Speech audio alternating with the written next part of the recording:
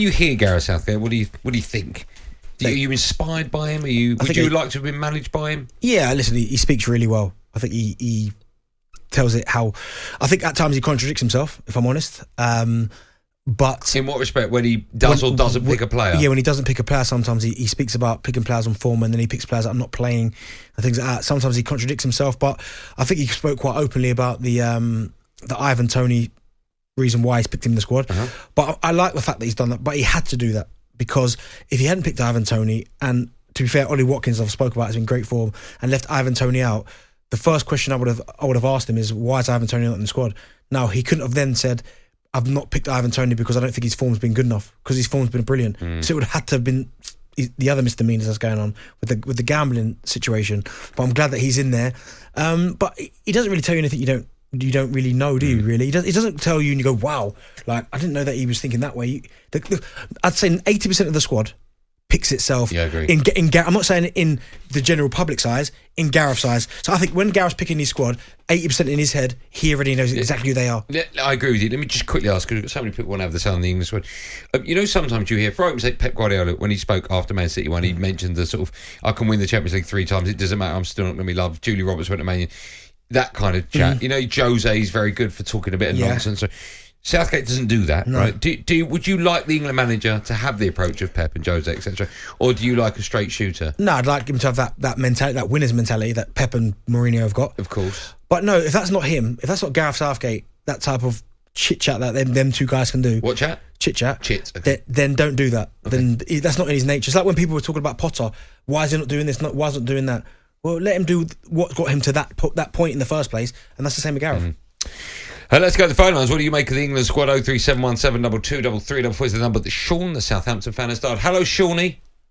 Hi, yeah. How are you, Sean, today? Great show, guys. Enjoying it as always. Thank you, man. That's very kind of you. What would you like to say? I don't know. Maybe I'm just a moaning Saints fan, but for me, throughout my entire following the Saints, I can pick individual Saints players who have been outstanding, who have played one match. Like Danny Wallace, for example, played 1 match, scored 1 goal, never played again. Letitia is the one that stands out for me, and I think James Ward-Prowse is very similar.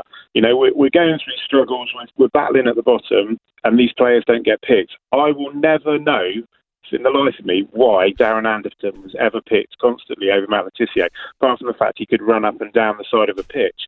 But it was like, Glenn Hoddle left Matt Letitia out, but Glenn Hoddle went through all the experiences that he talks about being left out of an England team, and then did exactly the same to Letitia. He even made Letitia go and play, I think it was in a B international, and he scored 3 goals, and then he never got picked for the squad. Can I ask you? I feel the same with James Ward-Prowse. Unless he moves to somewhere big, yeah, I agree. Okay, sure. Let me ask you, right? Just quickly, you mentioned Danny Wallace there. He went to Man United, right? Yeah. Do you know if he got more England appearances on the back of that move? I don't think he got any. Okay. Here's my question. I hear this argument about you need to move to a bigger club. I hear it all the time, right? And I don't dispute it, but someone needs to explain why would an England manager not pick James Ward-Prowse because he's a Southampton player, but if he were to move to a so-called bigger club, he would get picked. Someone needs to explain to me why an England manager would think like that. What's the benefit of that? I think it's partly down to the players that maybe he's seeing.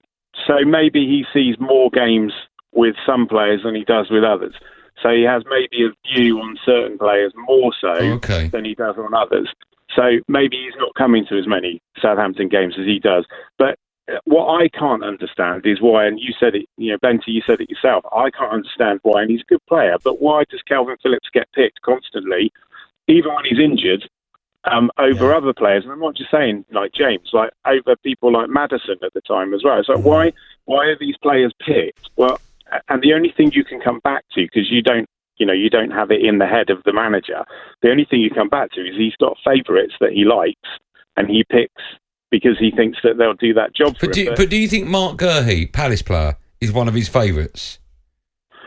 I don't understand that pick, if I'm honest, and I know probably... No, but doesn't that go against what you're saying, Sean?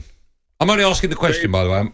Yeah. Well, Mark Gurhey's come through the system, so that's a question there. He's been the under-21s captain, and Gareth Light's kids and players that have come through the system, but you can't find an argument. James Ward-Prowse this season, I get it. Southampton are fighting for their lives, but he has never shirked responsibility. He's there all the time. He's scored important goals for them. He's working hard.